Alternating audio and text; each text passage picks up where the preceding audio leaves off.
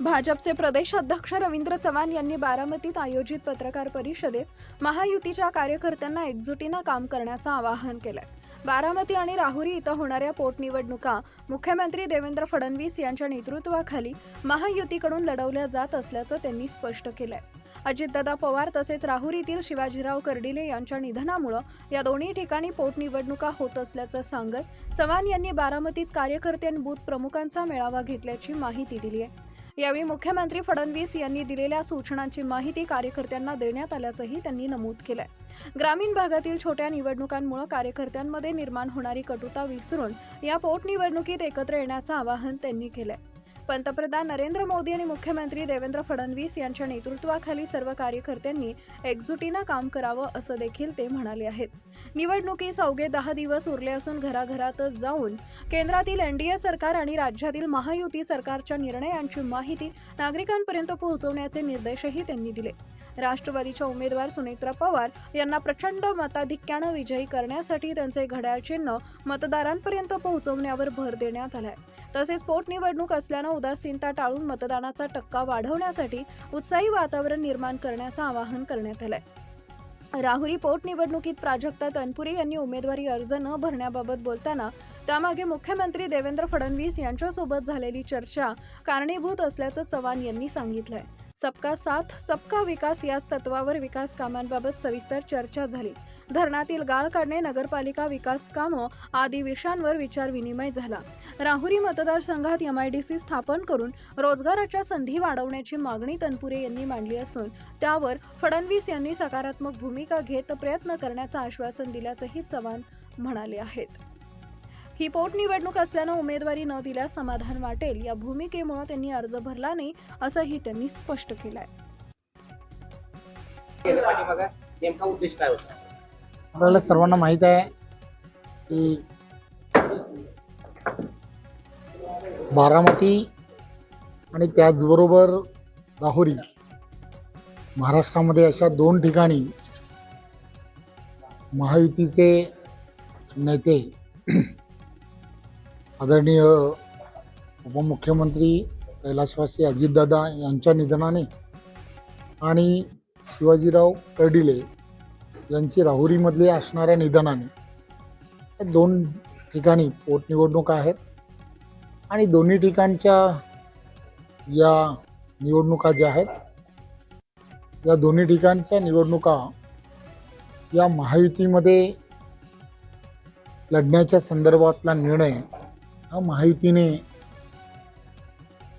घेतलेला असल्यामुळे या सर्व निवडणुका ज्या आहेत दोन्ही मग ती बारामतीची असेल किंवा राहुरीची असणारी निवडणूक असेल आदरणीय मुख्यमंत्री देवेंद्रजी फडणवीस साहेब यांच्या नेतृत्वामध्ये महायुतीमध्ये या निवडणुका होत आहेत आणि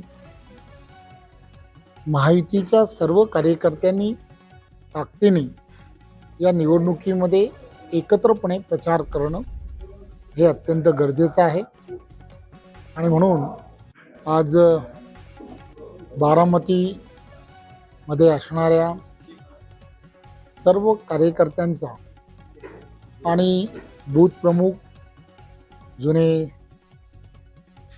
पदाधिकारी असतील, नगरसेवक, जिल्हा परिषद, पंचायत समितीचे असणारे सदस्य या सर्वांचा आज मेळावा हा बारामतीमध्ये घेतला आणि आदरणीय देवेंद्रजींनी ज्या सूचना कार्यकर्त्यांना दिल्या गेल्या पाहिजेत त्या सूचना आज कार्यकर्त्यांना दिल्या।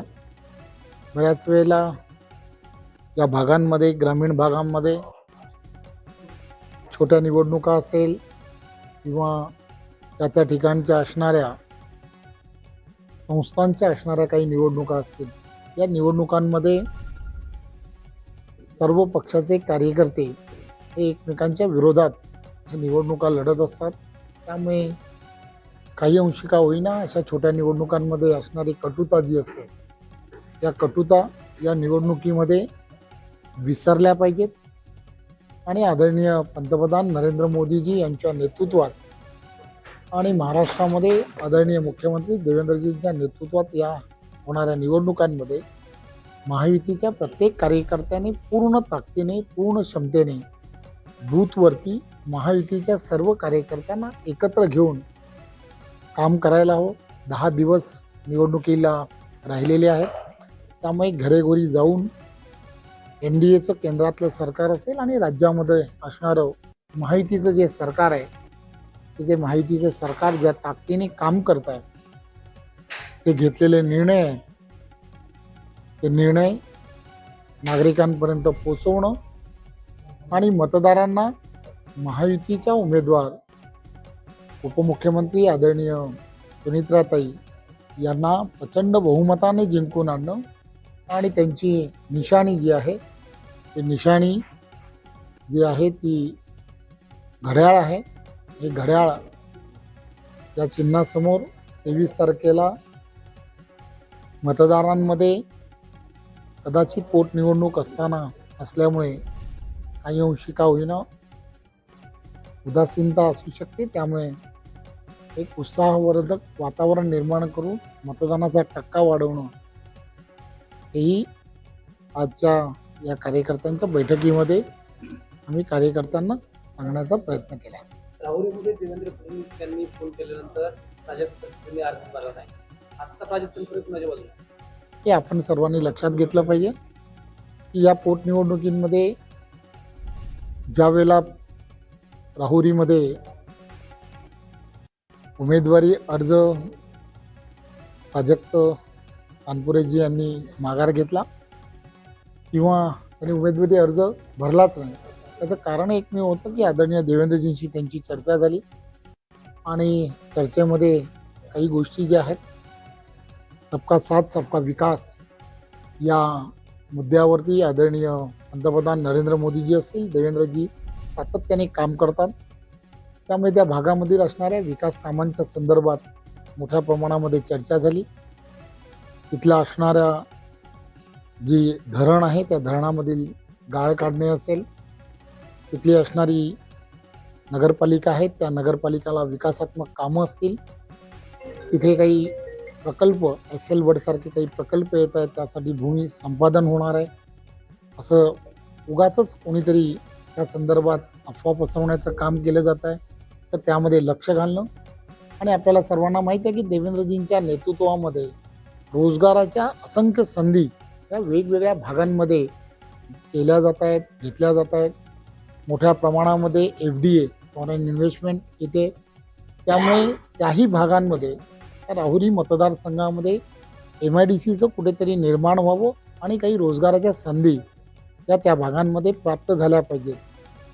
ही भूमिका प्राजक्तजींनी मांडली आणि आपल्याला माहीत आहे देवेंद्रजी नेहमीच सर्व विकासात्मक कामाला नेहमीच सकारात्मक राहतात, त्यामुळे त्यांना विनंती केली ही सर्व कामं जे आहेत ती आम्ही नक्कीच ते पूर्ण करण्याच्या दिशेने आम्ही नक्कीच प्रयत्नशील राहू. आपण जी पोटनिवडणूक आहे त्या पोटनिवडणुकीमध्ये आपण जर अर्ज भरला नाही तर नक्कीच आम्हाला त्याचं फार समाधान वाटेल आणि देवेंद्रजींची विनंती त्यांनी मान्य केली आणि त्यामुळे त्यांनी उमेदवारी अर्ज भरला नाही. एक गोष्ट लक्षात घेतली पाहिजे की या निवडणुकीमध्ये ते आमच्याबरोबर त्यांनी आम्हाला सहकार्य करावं ही आम्हाला अपेक्षा आहे आणि आपल्याला सर्वांना माहिती आहे की आदरणीय पंतप्रधान नरेंद्र मोदीजींच्या नेतृत्वामध्ये आणि देवेंद्रजींच्या नेतृत्वामध्ये एक चांगले कार्यकर्ते, चांगल्या विचाराचे कार्यकर्ते की त्यांच्या प्रभावामुळे असंख्य कार्यकर्ते हे आमच्या विचारधारेबरोबर जोडले जात आहेत. आज मला सांगता येणार नाही, परंतु जर ते नक्कीच आमच्याबरोबर जोडले गेले तर त्याचा आम्हाला फार आनंद होईल. काल मेळाव्यामध्ये तुमचे काही कार्यकर्ते स्थानिक पदाधिकारी असणारे भाजपचा आमदार बारामतीमध्ये, दुसरीकडे काल आदित्य तटकरे असं म्हणतात की मुख्यमंत्री म्हणून दादांना बघायचं होतं, आता वहिनींकडे पण आपण प्रयत्न केले तर कसं बघताय? मी आज आपण कार्यकर्त्यांचा असणारा मेळावा होता. देवेंद्रजींनी ज्या सूचना किंवा विनंती जी कार्यकर्त्यांना करायला हवी होती ती कार्यकर्त्यांना केलेली आहे आणि कार्यकर्ता भारतीय जनता पार्टीचा आहे. भारतीय जनता पार्टीचा कार्यकर्ता पक्षाने सांगितलेली भूमिका जी आहे त्या भूमिकेबरोबर नेहमी राहण्याचा प्रयत्न करतो आणि मला खात्री आहे की भारतीय जनता पार्टीचा पूर्ण कार्यकर्ता बूथ लेवलवरती पूर्ण ताकदीने सुनेत्राताईंबरोबर राहील आणि महायुतीच्या उमेदवार सुनेत्राताई या प्रचंड बहुमताने जिंकून येतील. धन्यवाद.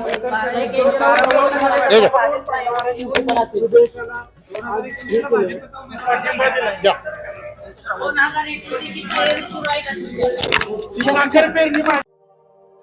अशाच नवनवीन बातम्या पाहण्यासाठी बारामती वार्तापत्र चॅनलला लाईक करा, शेअर करा, सबस्क्राईब करा आणि बेल आयकॉन प्रेस करा.